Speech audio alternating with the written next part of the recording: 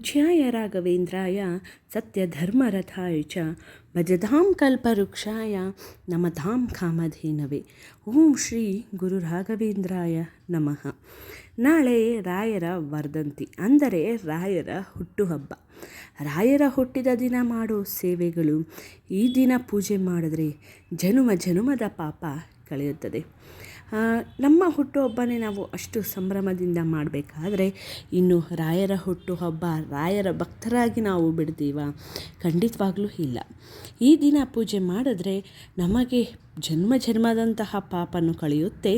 ಹಾಗೆ ನಾವು ಇಷ್ಟಪಟ್ಟಿದ್ದು ಅಥವಾ ನಾವು ಅಂದ್ಕೊಂಡಿದ್ದೂ ಸಹ ನಮಗೆ ಫಲಿಸುತ್ತೆ.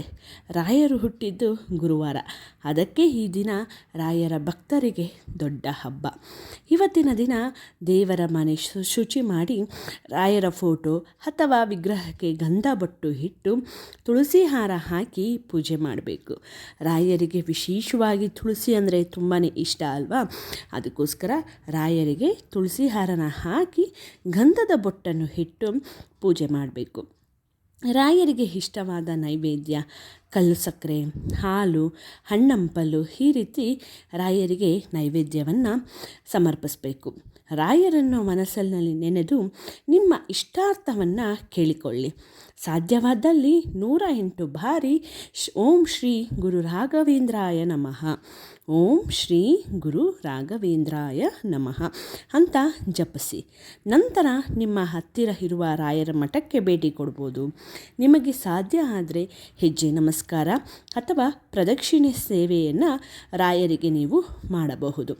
ನಿಮ್ಮ ಆರೋಗ್ಯ ಸರಿ ಇದ್ದಲ್ಲಿ ಅಥವಾ ನಿಮಗೆ ಅನುಕೂಲ ಆದಲ್ಲಿ ಉಪವಾಸ ಸಹ ವರ್ಧಂತಿ ದಿವಸ ಮಾಡಬಹುದು.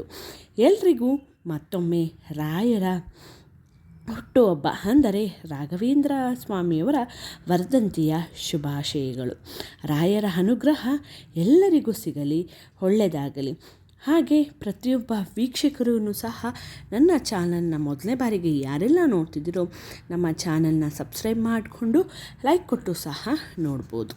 ಹಾಗೆ ಪ್ರತಿಯೊಬ್ಬರಿಗೂ ಸಹ ನಮ್ಮ ರಾಘವೇಂದ್ರ ಸ್ವಾಮಿಗಳು ಅಂದರೆ ನಮ್ಮ ಗುರುಗಳ ಪ್ರಿಯವಾದ ದೇವರು ಎಲ್ರಿಗೂ ಗೊತ್ತೇ ಇದೆ, ವೆಂಕಟೇಶ್ವರ ಸ್ವಾಮಿ ದೇವಸ್ಥಾನ, ನಮ್ಮ ತಿರುಪತಿ ತಿಮ್ಮಪ್ಪ.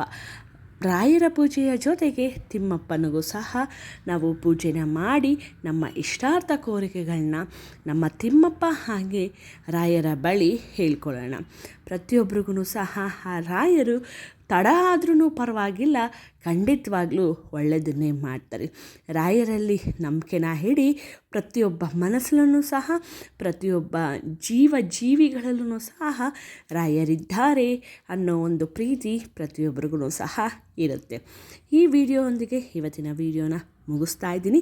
ನಿಮಗೂ ಇಷ್ಟ ಆಗಿರುತ್ತೆ ಅಂತ ಅನ್ಕೋತೀನಿ. ರಾಯರು ಎಲ್ರಿಗೂ ಒಳ್ಳೇದು ಮಾಡಲಿ. ಮುಂದಿನ ವಿಡಿಯೋದಲ್ಲಿ ನಿಮ್ಮೆಲ್ರಿಗೂ ಸಿಗ್ತೀನಿ ಅಂತ ಹೇಳ್ತಾ ನಮಸ್ಕಾರ.